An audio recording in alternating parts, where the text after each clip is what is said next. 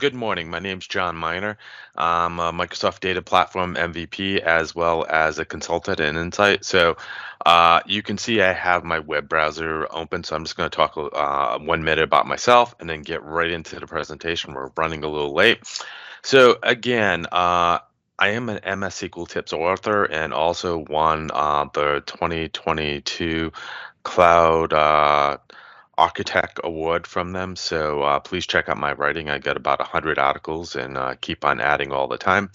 I'm also, like I said, MVP award, and I work for Insight as a data architect. You can also see me on Stack Overflow. And one last thing is, after this is done, if you go to John Miner, Git, and then Hub, I will make sure the deck is out here as a brand new presentation. Some really exciting stuff we're going to talk today about. We're going to talk about Azure Cognitive Search, okay?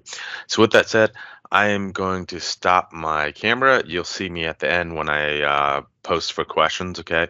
At breakpoints or something slows down, I will go ahead and ask for questions at that time. And uh, Yeah, Ashan, if you can tell me if John, I there's any have a questions, question. that'd be great.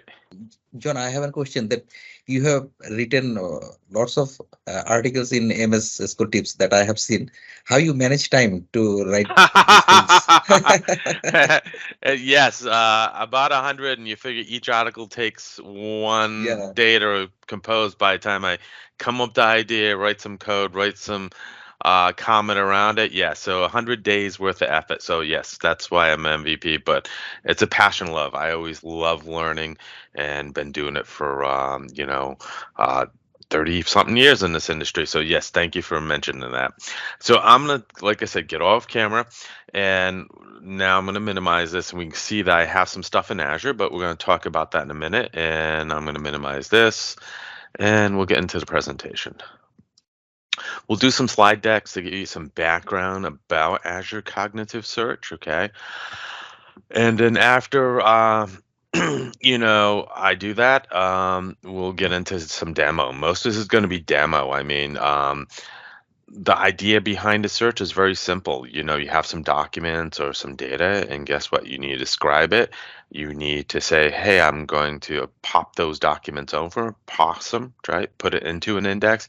And do I want to add extra to it? And they've actually changed some things, so I'll talk about that today. I was hoping to actually have a translation for some text into, say, like a different fun language. It looks like they've changed the service a little, and I won't be demoing that day, but today, but in the future, I'll probably be doing that. Okay. So again, Azure Cognitive Search. Why we're going to do it, right? Purpose. There's many companies that have data stored in multiple source systems, right? I'm working with, a company right now. That's why I created this topic because, Ashan said, hey, I got a data and global AI bootcamp coming up. I said, yeah, I'd love to participate. And even though I have a machine learning or data science certificate, I really don't have time to use it. I'm usually busy building, the pipelines to get data in. But one of the things I do in my job also as a data platform engineer covers Azure Search, and Azure Search is cognitive, right? So I thought it would be a great introduction to this user group. It's going to be not so heavy on ML, but more about building things, and we'll talk about that. Okay, so uh, you know, we have this data all over the place. How do we know where it is, right? And that's what we're going to do with Azure Cognitive Search, find pieces of the data.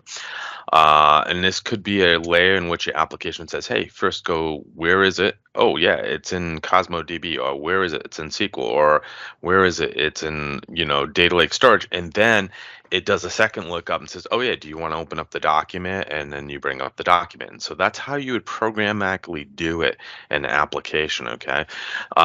Today, we're going to be talking about data in three different places: Data Lake Storage as files, and we're going to be talking about the GRIM database, okay?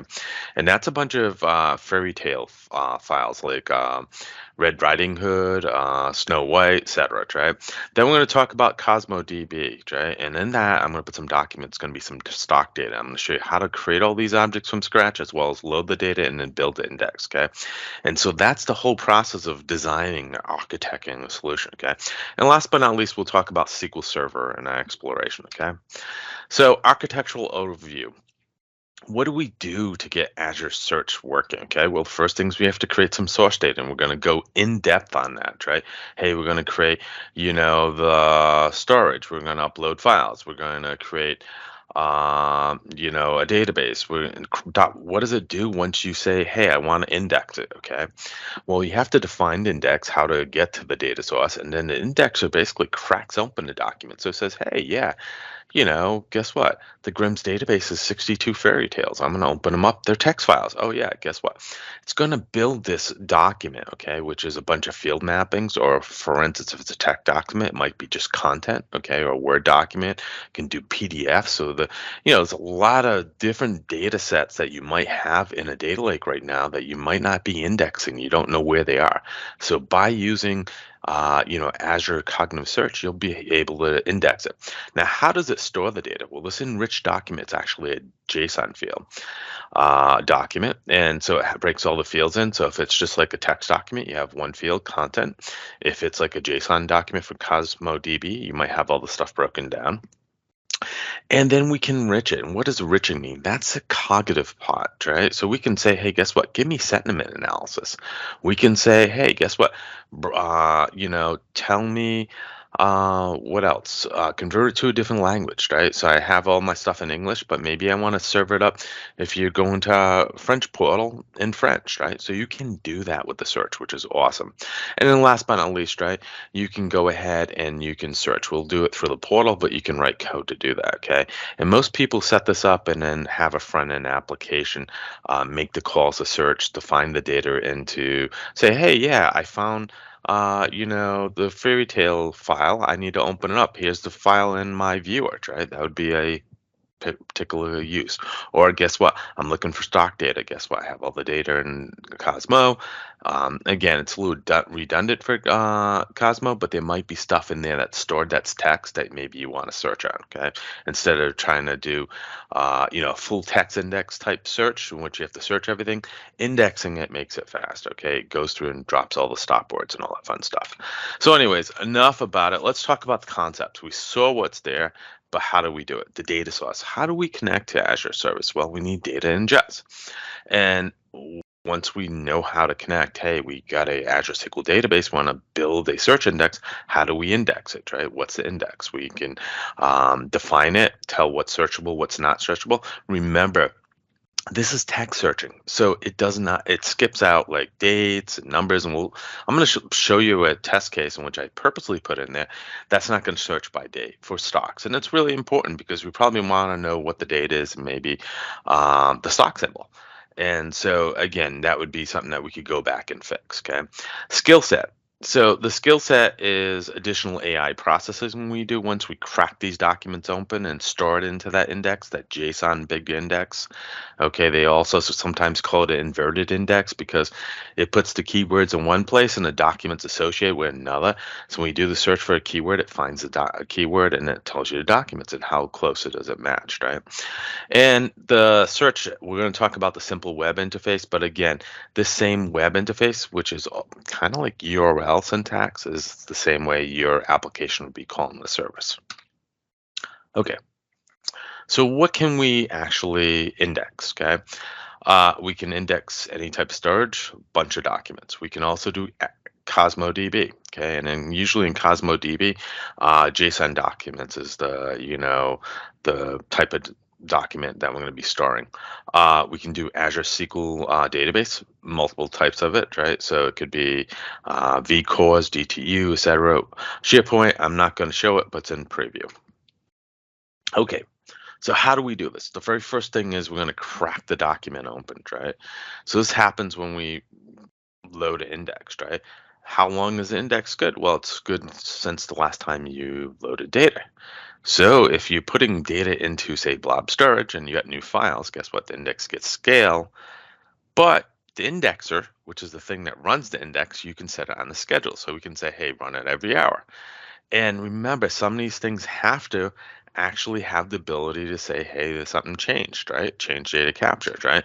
So if we go back to this storage, well, guess what? Storage is easy because it already knows the date when it's new. Guess what? Azure Cosmo DB already has something called a timestamp.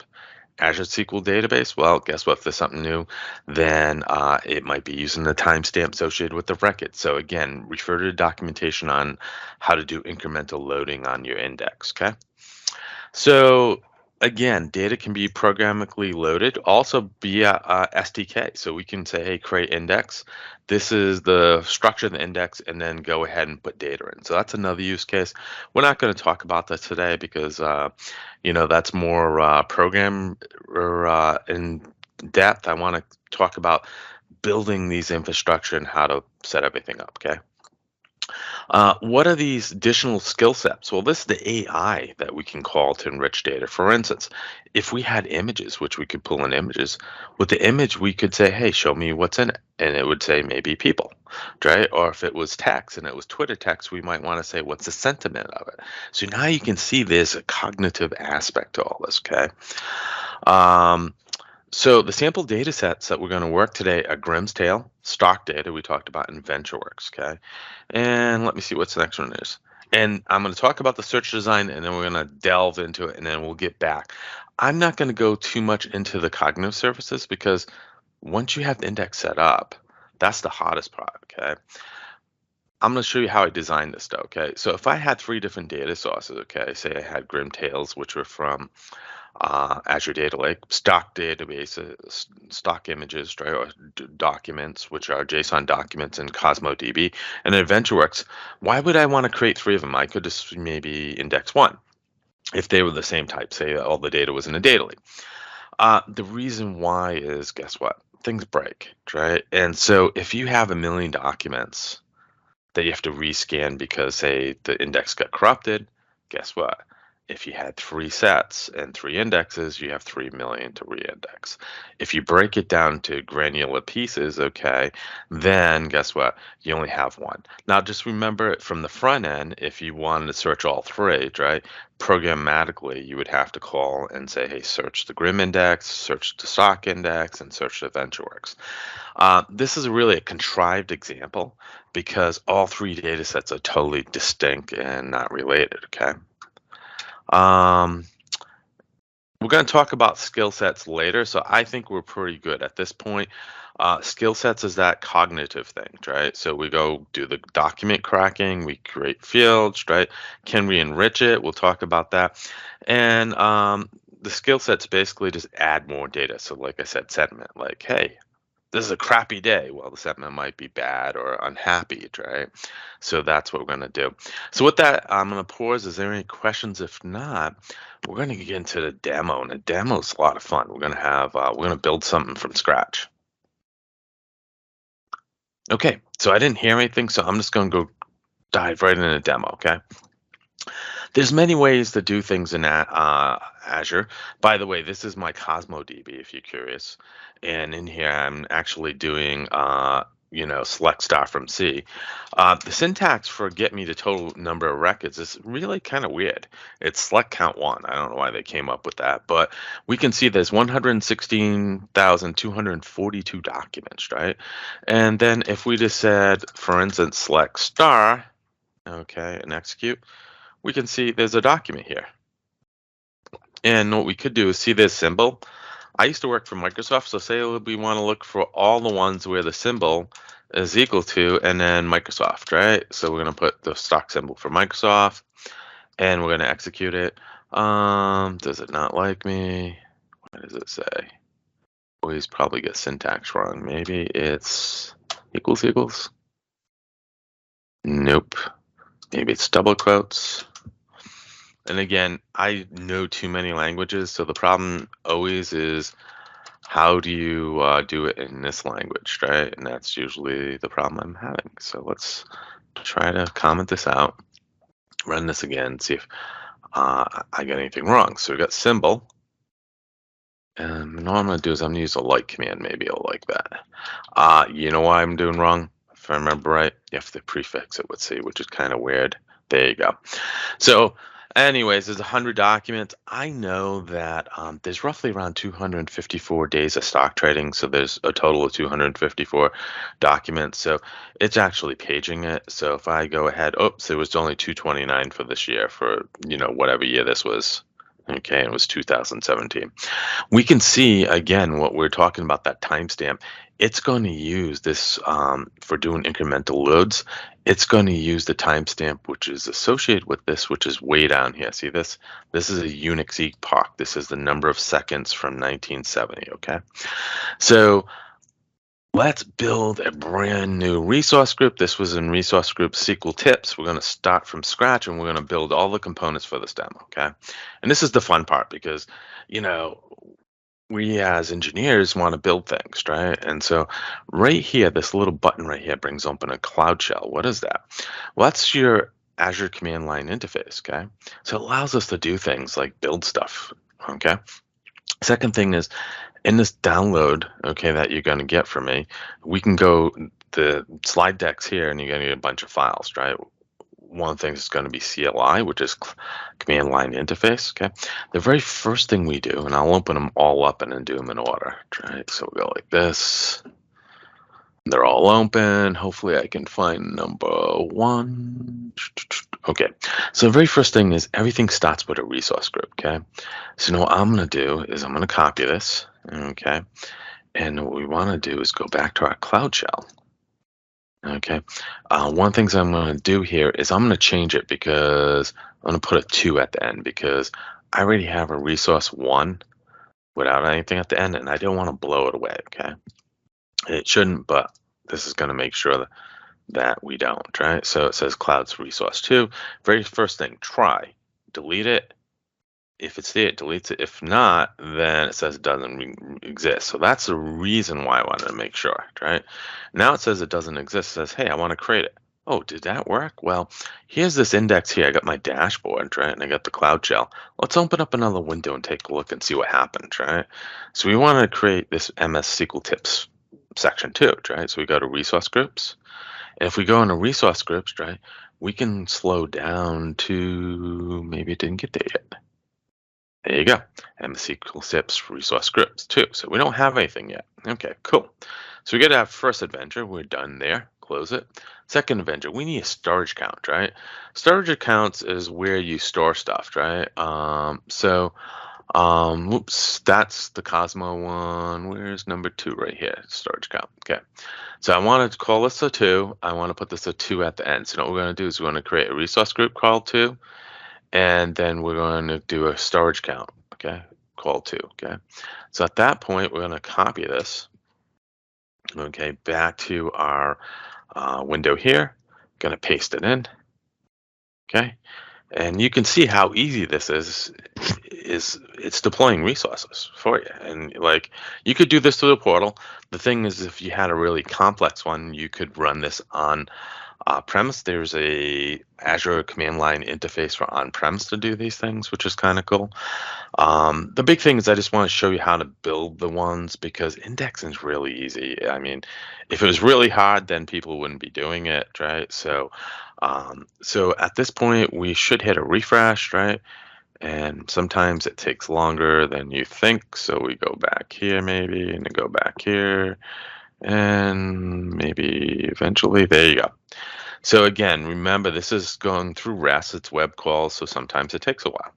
So now we don't have any containers. Containers is where you store stuff. We always want to use Azure Data Lake Storage Gen 2 because it's more secure, right? And there's a bunch of reasons why. So again, I keep on going to document, but I'm going to put a 2 here, a 2 here, a 2 here. So it's going to create these containers under resource group storage count. It's going to create a container. Okay, so Control C, and we go back to the Cloud Shell again, and we're going to paste it in. Whoops, did I do it? Yes, and it's prompting me. We can automatically go ahead and do -- yes if we wanted to, but I just want to show you the prompts. Okay. So we're going to close this again, and now we're going to go back to step 4. Step 4 is now we got a container. But I heard that before I came on, Drew was talking about data lakes, right? I do a lot of work in data lakes, right? And one of the things we might want to do is we want to create a bunch of paths. So we can say, hey, guess what? We got the string for split it on the percentage for each path, basically create it. So we're going to create a bronze directory. Underneath the bronze, we're going to do JSON, CSV, and PDFs, okay? We could even add, what I've been playing with right now, is maybe we want to do tails, right? Which is the next directory I'm doing right here. So we'll put tails too in here, right? So I'm changing this on the fly, which is kind of dangerous, but I sometimes know what I'm doing, so it's good. So I'm going to put this here, going to paste, right? And now it's going to tell me it's grading some stuff. Hopefully this will come back in a timely manner.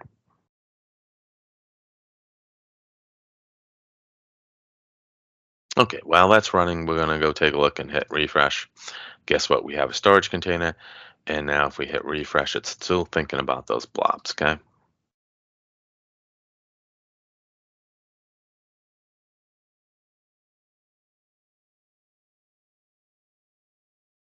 So let me look, see if that was still an issue, let's say. So we did resource group, storage account, storage container, right? It says storage container path. So this should be fine. I'm wondering why it said there was an issue. Let's go back. Skipping query count key due to failure. Storage count SA for MS SQL tips 4 is not found, but that is there though. So, oh, guess what? I am stupid. This has to Spelling be mistake, right? here. This has to be here, and this has to be there. This is the reason why when you get tired in the morning, you don't want to do demos. So now what we're going to do is we're going to paste this in again, and hopefully it works this time. Hey, much better. So create bronze, JSON. That's what I was like, hey, this should be really quick. Okay, so at that point, we can see that we created this, and guess what? Now we have a bronze directory, and we have all the directories we want. It's kind of cool. It works when I don't mess anything up. Next thing we're going to do is we're going to put a 2 at this, and this one, if we look at, is going to be creating the search service. So we want to create search service, resource group, and I'm going to call this 2A because I think I have a 2 out there already. Well, let's call it 3 for the heck of it, make it life easy. So 3. So this is going to actually create the search service. Now this is what we're going to be working with. So we're going to go back to here and go back to this place and paste it in. Okay. Now this takes a little while and it's going to come here and bring it. So let's talk about loading data. Okay. So I'm going to talk about some tools because regardless if you're data science and stuff, and I've done data science myself, you have to get the data out there, right, to do anything. And let's see, I'm going to have to do it this way because when I share sometimes, it does not want to show the toolbar. Okay, so we can see there's a couple tools I have here that I use all the time. One, okay, is PowerShell. Another one is Storage Explorer. And PowerShell is kind of like CLI. Okay, so we have here on-premise some data, these grim text files, right? If we're curious what the text files look, we can look at the downloads, right? Look at tails, right? I just did this from my other account. And we can take a look in here. We can say, hey, edit with zip file. And we can see it's just plain text, right? There's nothing fancy about this. So this is the very first use case is just plain text. So we're going to close that. How do we get this text up there? Well, we could do it through the portal, but if you're doing lots and lots of work, don't do the portal because it just takes a long time. Second thing is it doesn't give you any extra features like, hey, just download a whole, directory, and this does that, which is cool. So now we can see that there is, I might have to log out because I do not see it in here. So let's log out. Let's minimize this. Okay. And let's leave that there. Oops, wrong button. Okay, so what am I trying to do? I'm going to go back into here and try to get the text files up. We can see that the second use case is EventureWorks. We have it here. We'll deploy it once the other script finishes. In fact, while that's loading, I'm going to do some multitasking if it allows me. Maybe not. Okay. Okay, so we want to connect with Crafty. We're here, right? I don't understand why the storage count doesn't show up here. And the SQL tips is here. All right. Again, this is always the fun thing. So let's go here. Okay. Let's go back to here. Oh, close. It's already just going to hit the Open Explorer. It doesn't like me, so I have to get out of here. Open Explorer. Let's try this again. This is not new, though. I know that because I'm looking here. There's disk. It's going to be a storage account, right?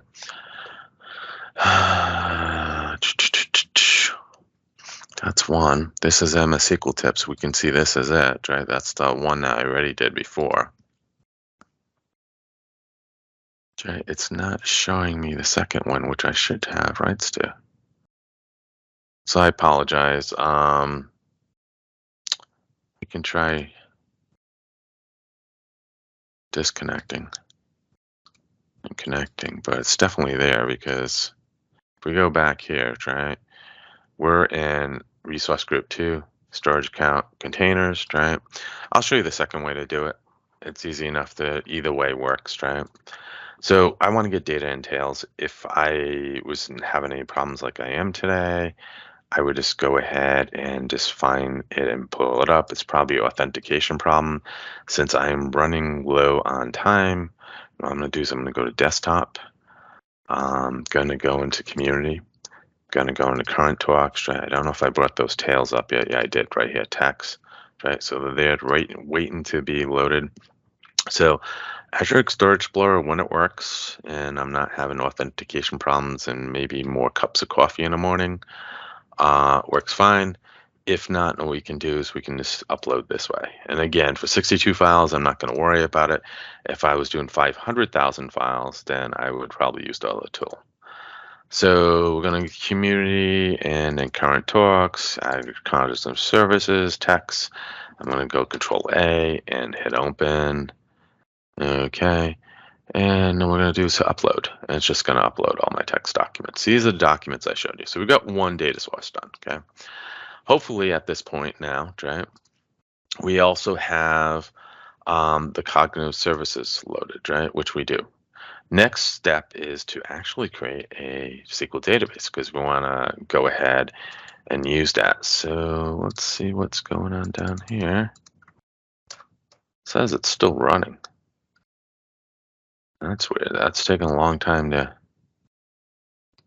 create it. So anyways, I will multitask. I don't know why it's just saying it's taking a long time. Let's try doing another command window over here and see if we can get it. Two things going at once. Okay, so now we created a search service. We have to, last two things is to create an Azure SQL database. So let's go through these scripts. I haven't gone through them all. This one I think is really important because it has a bunch of steps, right? So every place we really want a primary location and secondary location. Everything's in a container, right? And we called it 2, right? So it's Microsoft for MS SQL Tips 2. And the reason why I'm renaming these is because sometimes certain things you can't have collisions on. So I'm going to do SQL Server for database and database for this, right? So it's basically going to say, hey, try deleting if it's there. If not, it says it doesn't exist. Then it says try creating it. And we can see it's actually doing a username and password. Don't use pass@1234, but for this example, it's good enough. I'm going to throw everything away at the end of this demo, right? That's why I'm creating everything from scratch because, again, Azure Cognitive Search does cost some money. I think if I just leave it every day up, it's probably going to cost me $5 a day. So just remember a budget for this and plan accordingly. Okay. So at this point, I'm going to save it, and what I'm going to do is I'm going to open up the second window, and hopefully we can get this working in parallel with the other one. So right now it's going to try to delete it. It says Azure SQL Server exists. It shouldn't have blown it away. How can it blow it away? I don't know why it would have said it exists because it's that's weird, but whatever. Hopefully it's not blown away the one I have. We'll see. So that one's running. Let's see here. This one's running. The cloud's getting really slow today. Okay, while those two are running, let's talk about how to format data, okay? As a data scientist and a programmer, you're going to find out a lot of times data is given in one format and you have to convert it to another, right? And that's true with CosmoDB, especially if you're trying to use the loader that they have, okay? So we have this one here that has a CSV file. And let's go down to Amazon, AMZ. This is the Amazon data for the year, okay? And we can look this 2013, 17. It has the same symbol for Amazon. That's the date. It's the high value for selling, low value for selling, what it closed at, adjusted close, and what's the volume, okay? So that's our data set. That's it. So this is very nice and compact. In fact, it's awesome, right? Problem is, okay, when you load into Azure CosmoDB, it's looking for documents. So what we have to do is reformat that, okay? So we can use a program to do that. There's something called convert CSV rows to JSON. So now what we're going to do is we're going to talk about that while we're waiting, okay, for the next one to come up. I'm just going to do one more refresh here just to say, hey, I do not understand, totally unknown to me why it's not showing up. It should be refreshed. Maybe I have to disconnect and reconnect. I don't feel like doing that right now because I have to find credentials to do that. So we're going to go talk about reformatting data because it is one of the things that you might have to do to get the data in the format for the search, right? It does text, right? So this JSON directory has all of them. So now what I'm going to do is I'm going to rename this as 2. Okay. And now what I'm going to do is I'm going to create a new JSON directory. Okay, folder. And this new JSON directory, I'm just going to call JSON. And then what I'm going to do is I'm going to, remember I told you there's tools I use all the time. One is PowerShell, and the other one is Data Explorer. So what we can do is right click, run as administrator. And what this is going to do is it just gives us elevated rights just to make sure I don't have to have any issues, right? And now what I'm going to do is I'm going to read this in. So I have a source directory, a destination directory. So we're going to read from CSV files. We're going to JSON files, anything that's a CSV, and this list. And what we're going to do is we're going to recursively go through this path and find it where it's this file extension, and we're going to add it, and we're going to get a list, okay? And then for each object, what we're going to do is we're basically going to reformat it. And we can see right here, we're actually creating a JSON document right here. And then we're going to say every 25 print it out. Well, this is going to be a data explosion, okay? Just want to tell you up front, because now we only have 505 files. That's what the S&P 500 is. And it's kind of a misnomer because it is more than 500. But this one is one particular file. If we run this, right, and I think I might have to hit run all, wow, it created 254 files. Why is that? Well, the import utility, okay, actually is looking for a single document, okay, per day, okay? So what we're going to do is if we bring it in, we can see this is now our JSON document. For this given date, mod date, or there's a date in here, this date, it's actually going to go ahead, okay, and create a single file. So that's what we need. So our next step is to create a CosmoDB. Now I'm hoping that I'm going to stop presenting for a second because I'm having problems with finding my remote. Okay. Can you please show them realized use case of search? Good question. Like I said, the company I'm working with has a front-end web app. And so they are making calls to search to find where the data is and then pick accordingly where the data is, okay? So that is a real life service. So this says that the search engine's been deployed. I knew that. How about this one? This one says the SQL's been deployed. Okay, so let's take a look at the SQL really quickly. We need a connection strength, right? So one of the very first things we do, I'm going to hit refresh, is we should have some things here.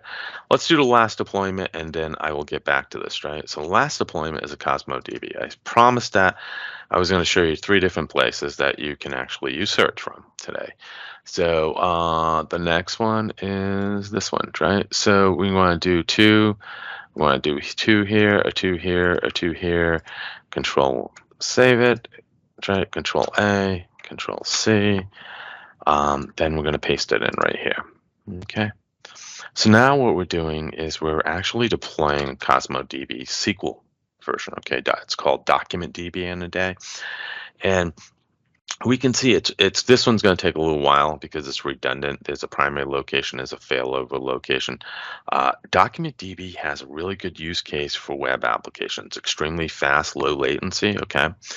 So while that's bringing up, we're going to go back. See, I'm multitasking because I'm just out of time and are short of time. And so what we can see is this is a SQL database.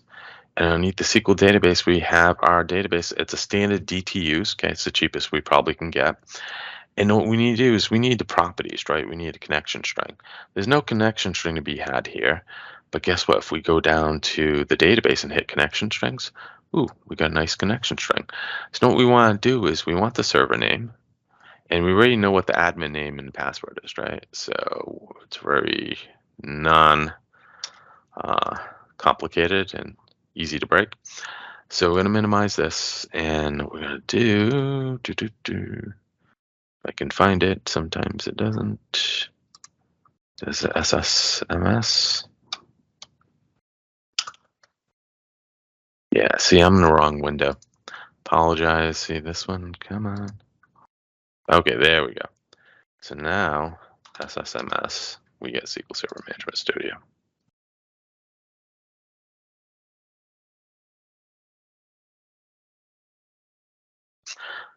So again, 3 data sources. We deployed data lake service for data lakes. We made containers, we made folders, we dropped files. Second service we want to connect to today to show you is we want to go to a SQL database, right? So we can put the new place in, it's a 2. And this was PASS at very non-secure 1, 2, 3, 4, right? But again, this is a demo, so I'm taking liberty. We can show details. Okay, so one of the things we sometimes have to do is, did we do SQL Server, SQL Admin? Let me make sure, Notepad. Whoops, caps on. There you go, that'll do it, try it. That's why I need to check things. Let's try this again. I did not think I put a I think I opened up all the ports on this, which I did. Went and deployed it. This is not a best practice, but we can see now that we've deployed database 2. Okay, and it's just basically the EventWorks. Okay, boom, nothing. So we've showed you 2 deployments. Okay, we're trying to do the last one, and then we're going to set up search. Okay, and then we'll wrap up with advanced things you can do with the search service. So that's done. Let's go back up one and let's see if Cosmo has finished. Is there any questions? I did see something. Nope. Is Ashan, is any other questions from the web, or is this good to go? Yeah, I'm sharing it to you. Okay, because I did see something pop. So so we're looking at the last one, and this is our Cosmo DB. Okay, and when you go into Cosmo DB, there's something called the Data Explorer, or Document Explorer. They're getting rid of the Data Explorer. And again, it's just one of those things. I've looked at this. I got a whole article on introduction to Cosmo, and they change it. At this point, we can see nothing's been deployed. There's no container yet, right? Nothing's been created, right? So notebooks, data. So I'm wondering why it said no container. So did it finish? Oh, it's still running. That's the reason why. See right here. Okay, and let me check the questions. I apologize for going around. It's just a little early. Can you please share some real life? So yeah, I already did that. Was there any other questions, or if not, we can see the SQL API is just actually coming down. So it took a long time to change that. John, there is another question that is there any option for searching video? Search and video, as far as I know, there isn't, right? So let's go, while we're waiting for these things to deploy, let's go to Azure Cognitive Search, right? And what it was called skill sets, right? So I'm going to look just like you, right? And let's see. Skill sets, concepts, right? So let's go and see what they have for skill sets. So that's what we showed you. I took it right from there, right? What do they have? They have the dependencies. We talked about Cosmo. We can see that how it's doing it. Like, hey, it's going through the document, and maybe we're translating it to a different, language. That would be a skill set. They do have and they talk about enrichments, how it works. Like there's a propagation of language detection, right? Keys phrase, sentiment analysis is one of them I talked about.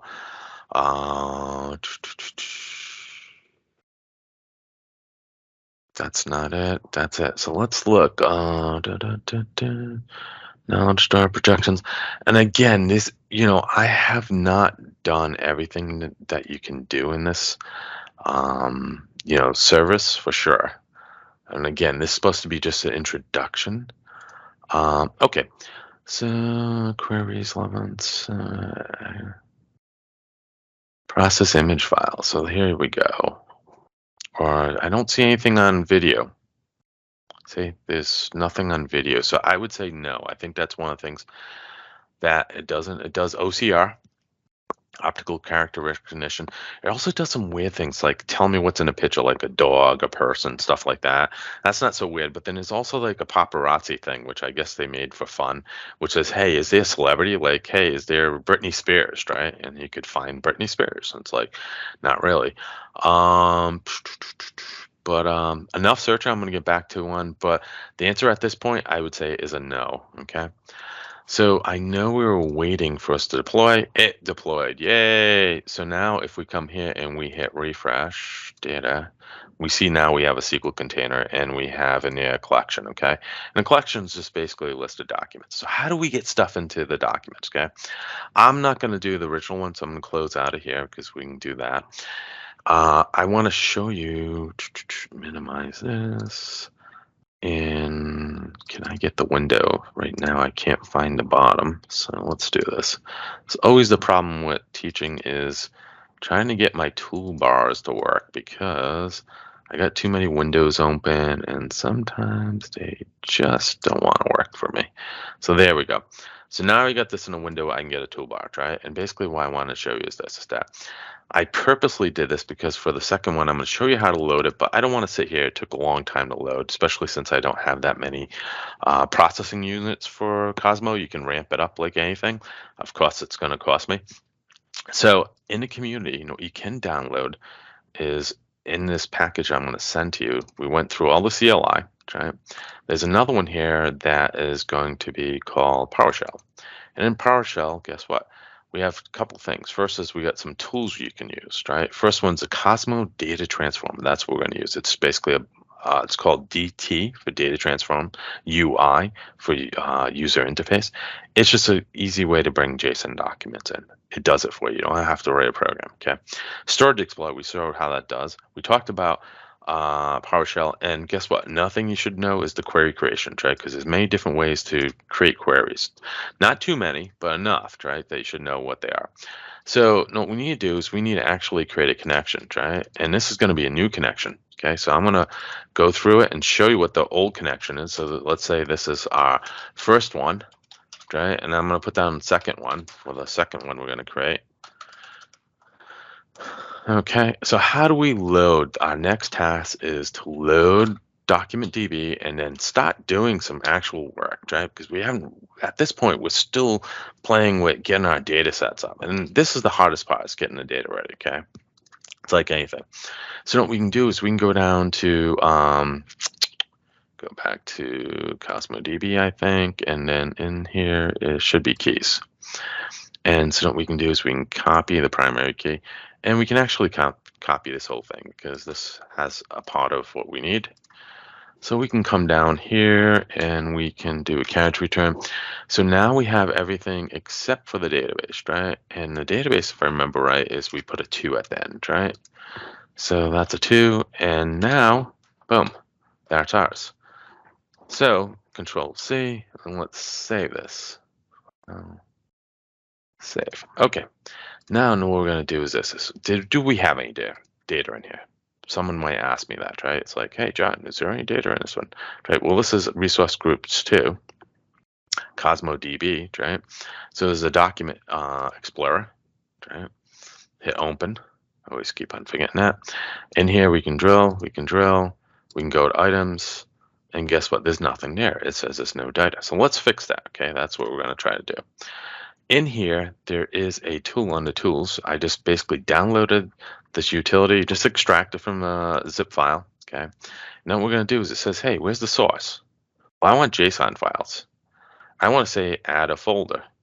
I want to do it recursively. Now I know there's only one file in there, stock type, but I'm going to say, hey, do the full folder. It only does A, right? Second thing, now that we got JSON here, advanced, where we're going, right? We're going to put this in here, okay? Detail none, right? And then, whoops, I put it in the wrong place. Collection. So now it's going to ask me for the collection, okay? And that is this guy right here. Control C. Control V. It also wants to know what's ID field, and our ID field's document ID. I think it's capital ID like that. Hit next.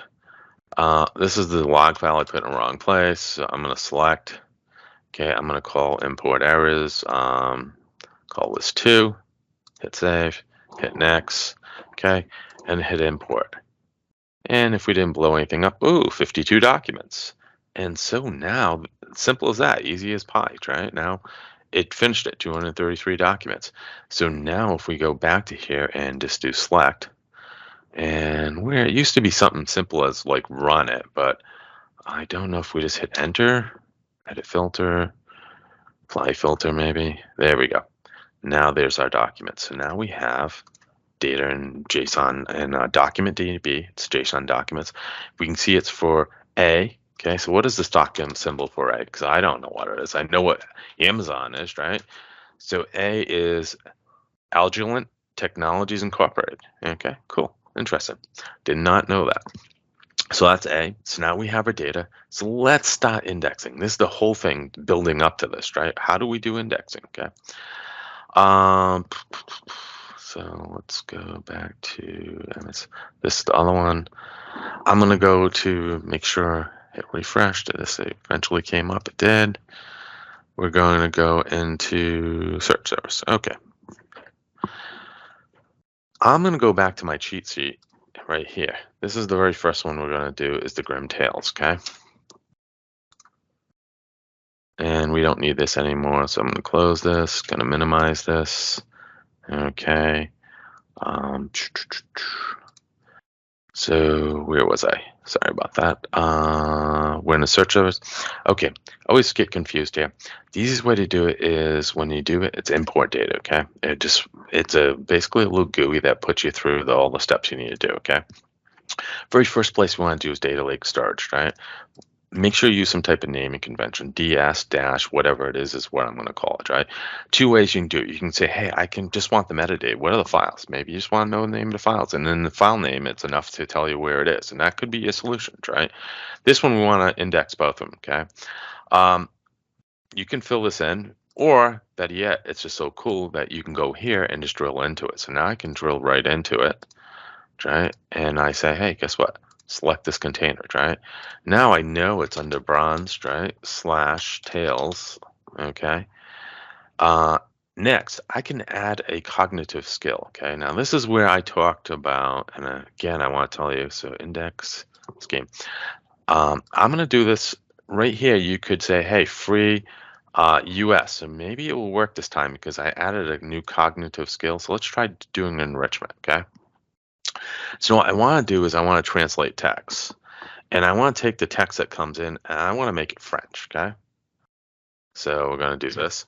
Next thing we're going to do is I've found, okay, that I've had problems searching with the Lucent index. We can try it, but it doesn't pick everything up.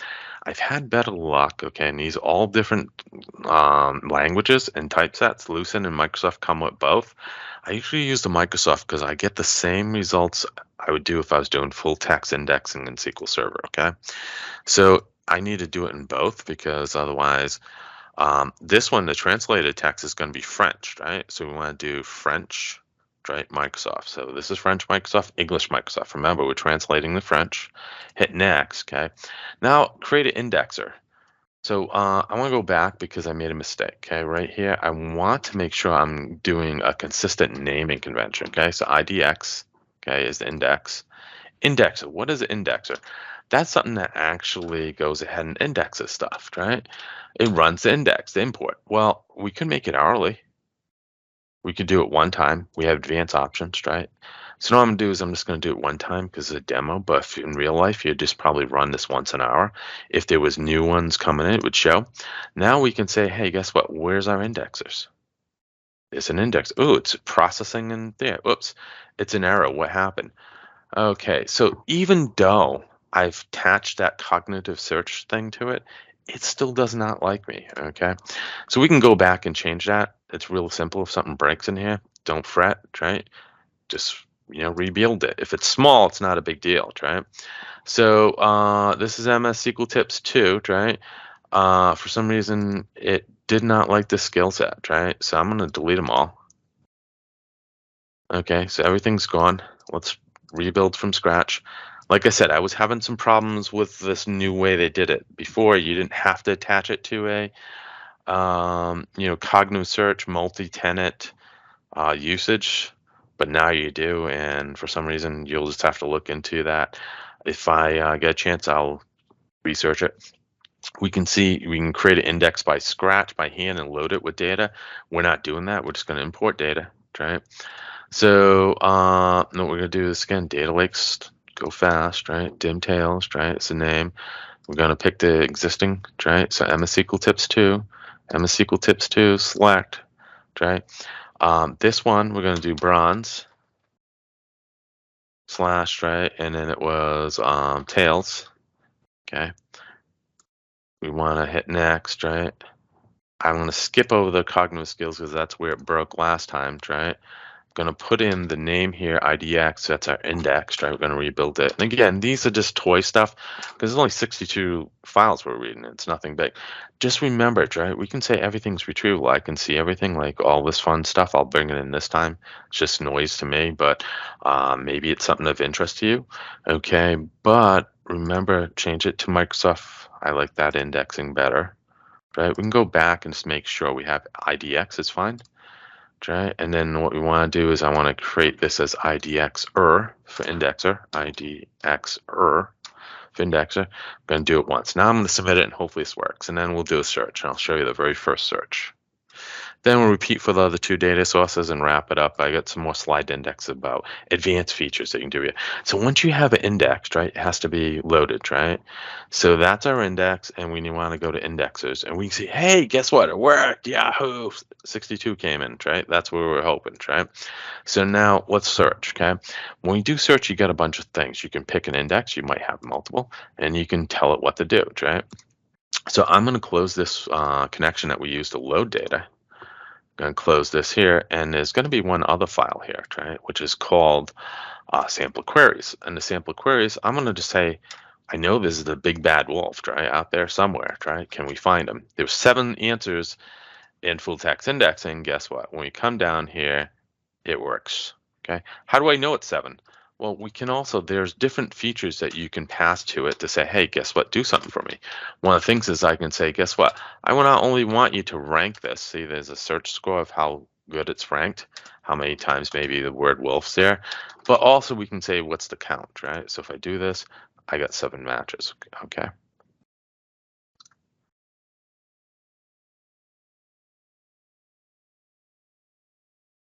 Okay. So I'm just gonna pause for a second and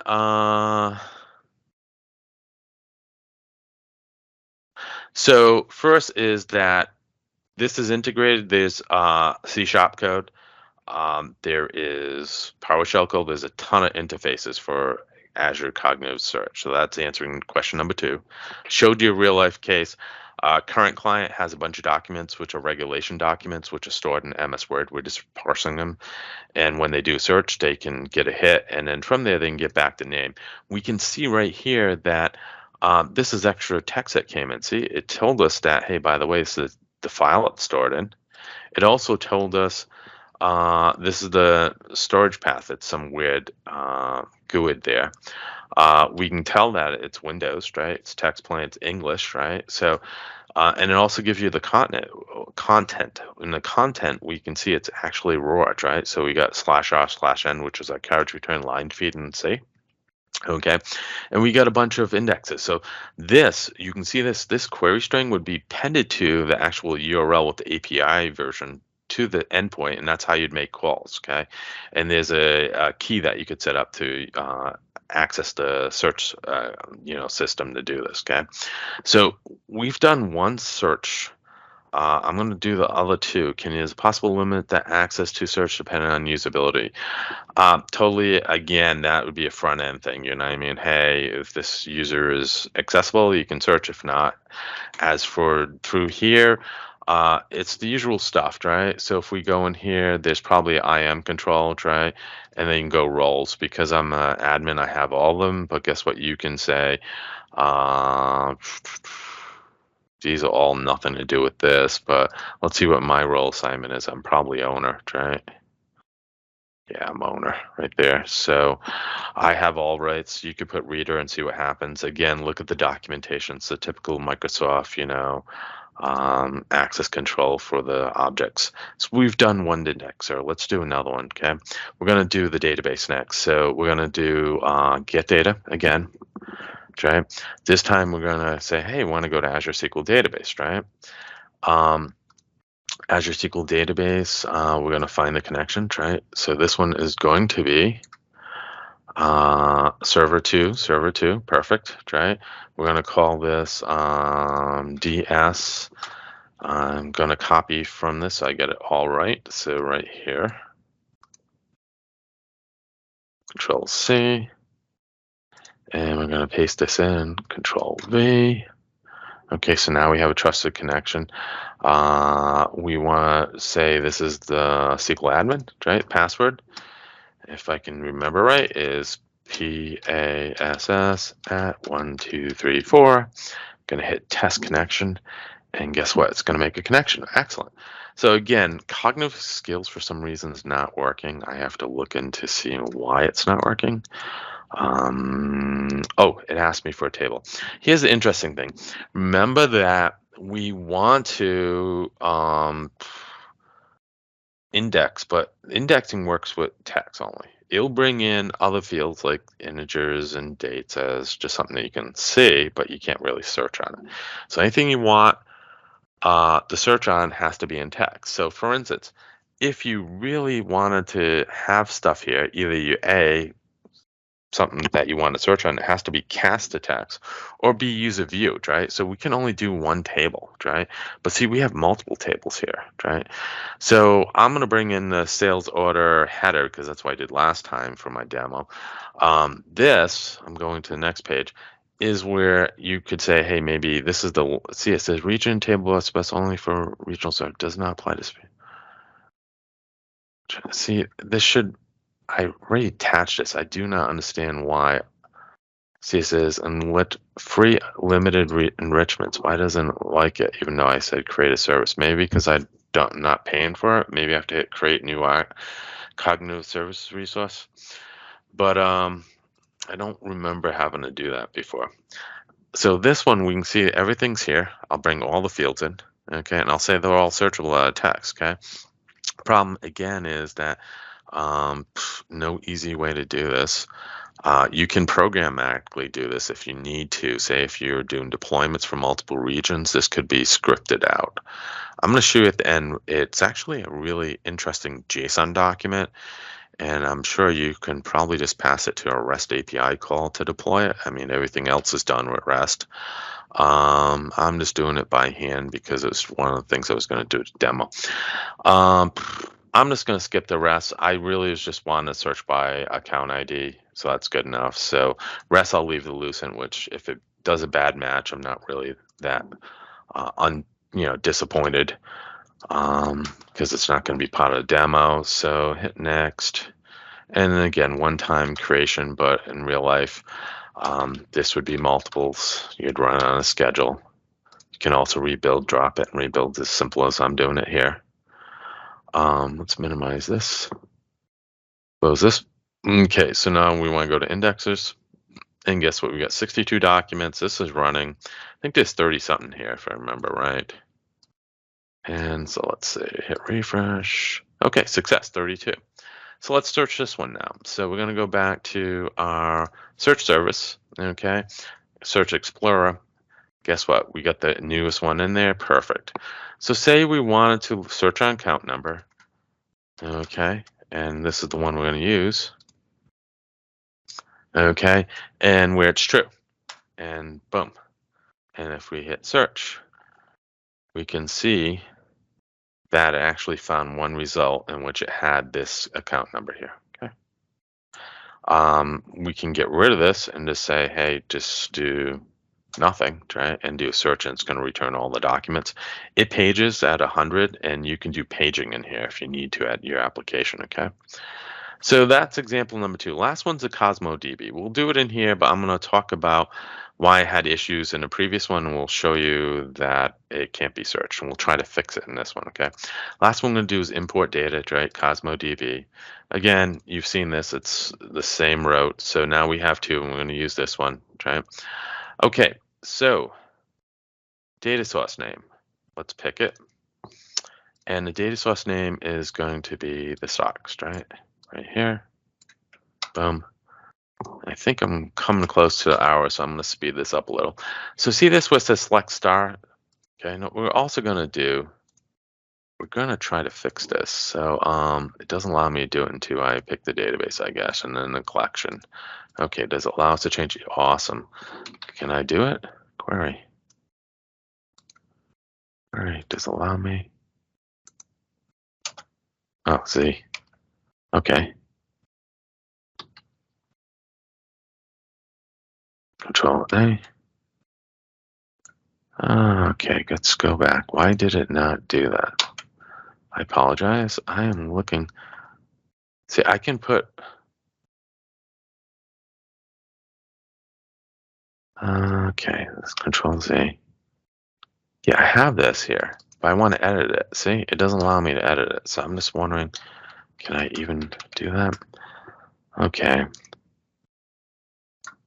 Showing you why I want to do this. The problem is the date. It automatically thinks the date is a casts it to a date versus a string, and so we want to fix that so we can search on it, right? Because if you were doing something on a stock market, dates are important, right? So greater than equal to, right, and then and this is that thing, right? So I want to do high order mark order by T. And again, I can't suggest that this is going to work first time, but if it doesn't, we're just going to move on because I'm running out of time as usual. So the last thing we want to do is, hey, by the way, when we do this, it looks for a string, but we can't find that date, right? So how can we fix that? Well, guess what? There's something called toString, right? So if we go here, we can see that Cosmo has toString. And again, this thing might happen, right? You might have to fix something before getting the data in, make it stringed, right?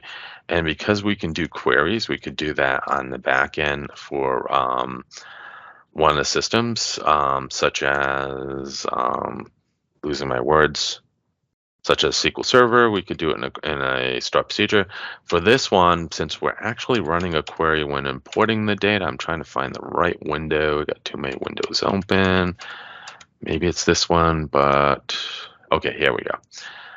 That's that. And then what we want to do is we want to say toString of, and if I remember, is date, right? As, right? And then new date. Let's call str_date. Okay, so that hopefully will fix our problem, and we can index on this. Okay. So hopefully it allows me to do this. There we go. Next. Okay. Okay. Did not work. For some reason, this high watermark might be like the timestamp. So this might be, so you're going to have to look into changing this query, but you definitely can do it, okay? So I'm just going to get rid of this and finish uh, adding it. So if we clicked add cognitive skill, go through the rest, we'll get the two things. I'm going to go right to the end to the other one, which I already built ahead of time to make sure all these scripts worked, which is here. It's Cosmo was due to the last search, and then we'll call it a day. So say we want to search Cosmo, right? We have to pick the right index, right? We got 3 of them, so we're going to do the stock database, right? And one of the things we want to do is, hey, you know what? Show me stocks, right? One of the things I might want to do is, hey, show me the top 10 stocks from Microsoft, right? Because I have Microsoft stock, used to work from, so boom, I can get the first 10 dates. And it's probably going to randomly just pick the first ones, the 6th, oops, it's all over it, right?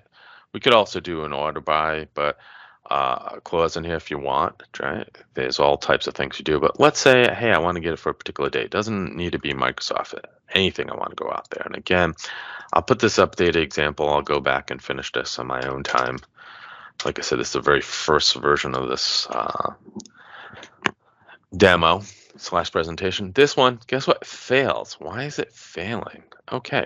Remember I told you that an indexer is just JSON? Let's go take a look at the index, okay? So index is here, and we can see stock, right? And guess what? We can go here, and we say, hey, let me see the JSON. Oh, there we go. So now if we go down, we look for mod date, mod users there. That's a double. Mod date. Ooh, it's bringing as a datetime offset. And guess what? It's not searchable. That is our problem, right?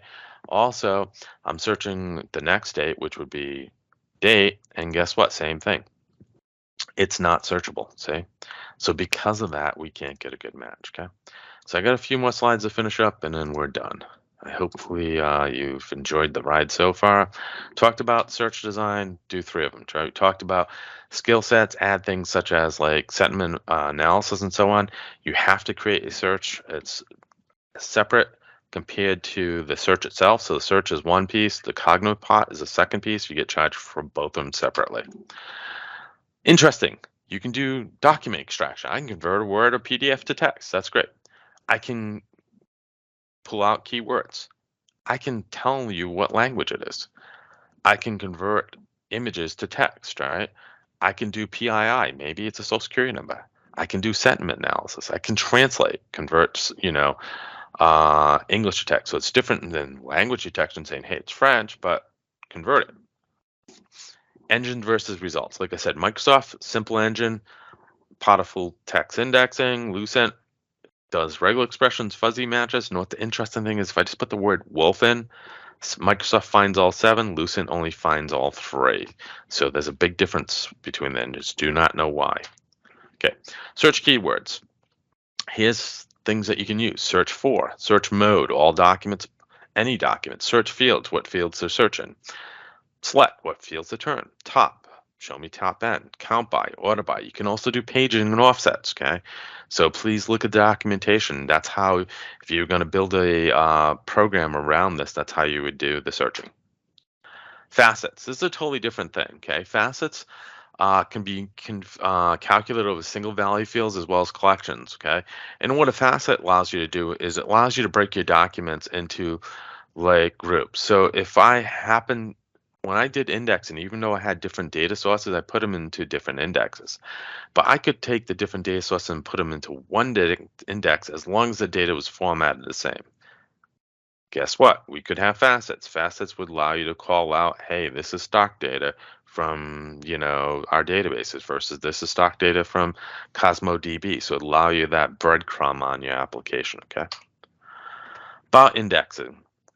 It's only as current as the last time the indexer ran, right? So the very first time you do is you pull a full index, right? And then you rebuild if necessary. That's why I divide it into 3 things. So it allows us, if we have a corrupt index, we can just rebuild one.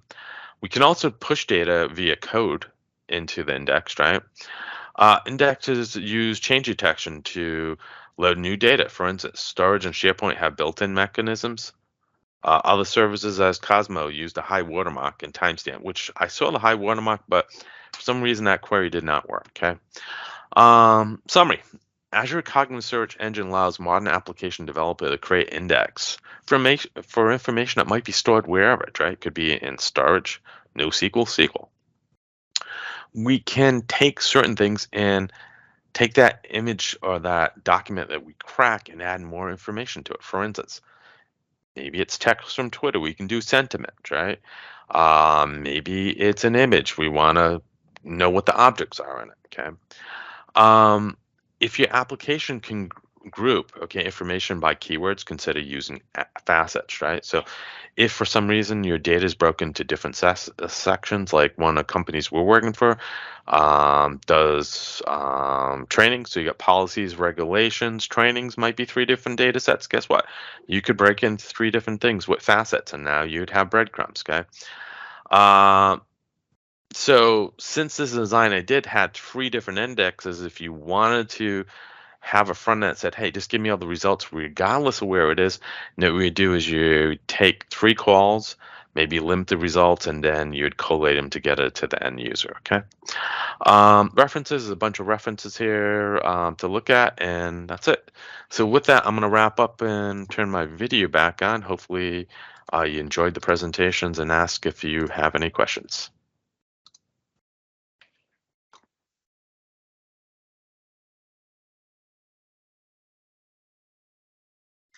Thank you, John.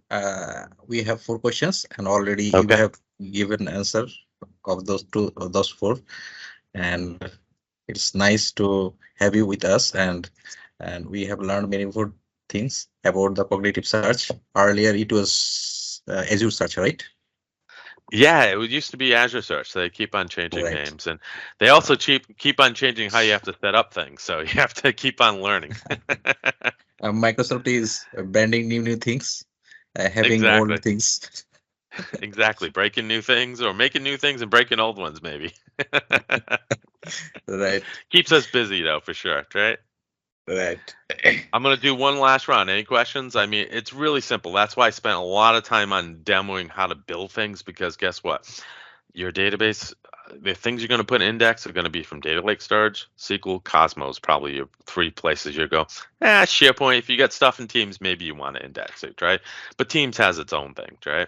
And then after you get it in, it's just an index and you can add things to it, right? And just look at the documentation. That's the biggest thing. But it's pretty easy to use. And once you develop it, you can pass it on to your front end guys, and they'll have fun. They'll be like, yeah, it works.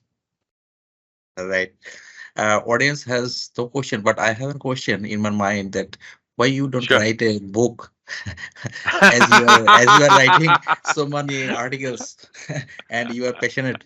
It's reflects showing the amount of articles in SQL tips. Yeah, I you will know what's request you funny? I to. had a friend that told me that since the content's mine, even though it's published on their website, I own the content. And so I probably could just repackage everything up into like a PDF and then put it out on Amazon. But who has time? Talking about that, I got to go do things today. It's that day, and it's time to do chores. Actually, if you write a book, then all the articles will under a bundle and it will be easy for anyone to access it. Exactly, but maybe sometime in the future I might think about that. I haven't. I thought about it once, but a book's a real big dedication, because not only do you have to put it all together, but then people are really critical of it, and they're like, "Oh, this is wrong," and then you have to debate with the editor. Then you finally get it done and you publish it, and then guess what? Then they want revisions, and then it's like everything changes. So a book is a real big commitment. I just haven't gone down that rabbit hole yet. Maybe when I Ac- retire and I have nothing better to do, maybe I'll start writing books.